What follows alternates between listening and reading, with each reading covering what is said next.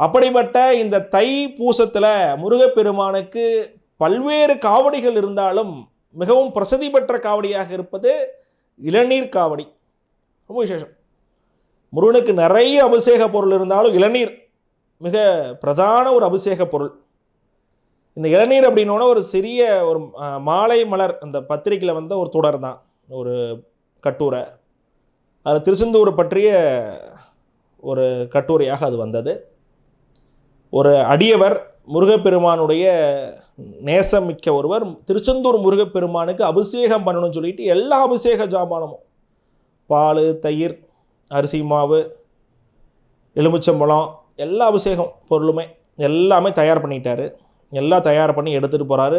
அங்கே போய் கோயிலுக்குள்ளே நுழையும் போது அவருக்கு தோணுது, நம்ம என்ன மறந்துட்டோம்? இளநீரை மறந்துட்டோம், எண்ணெயை மறந்துட்டோம். அப்படி இளநீரை மறந்துட்டோமே சொல்லிட்டு கோயிலுக்கு அபிஷேக பொருளாக கொடுத்துட்டு இளநீ வாங்கலான்னு அங்கேயும் அலையிறாரு. எங்கேயுமே இளநீ கிடைக்கல. அங்கே பக்கத்தில் மரம் இருக்குது, அங்கே போய் அவர் கேட்குறாரு, அந்த ஓனர் அவர் கொடுக்கல. என்ன இப்படி ஒரு சங்கடமாயிருச்சே அப்படின்னு சொல்லிட்டு அங்கே இருக்கவன்ட்ட பேசுகிறார். ஒன்றும் பிரச்சனை இல்லைங்க, இவ்வளோ வாங்கிட்டு வந்து நீங்கள் இளநீ தானே விடுங்க பார்த்துக்கலாங்கிறாங்க. ஆனால் அவருக்கு மனசு பொறுக்கலை.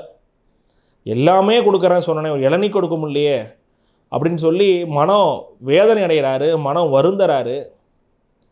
அந்த கஷ்டத்தில் முருகா அப்படின்னு சொல்லக்கூடிய அந்த டைமில் அந்த கடற்கரையோரத்தை தான் கேட்டு வந்துட்டுருக்காரு. அந்த டைமில் கடலில் 2 இளநீ மிதந்து வருது, 2 தேங்காய் மிதந்து வருது. வந்து கரை ஒதுங்கும் போது எடுக்கிறாரு இளநீ, நல்ல வெயிட்டாக இளநீ.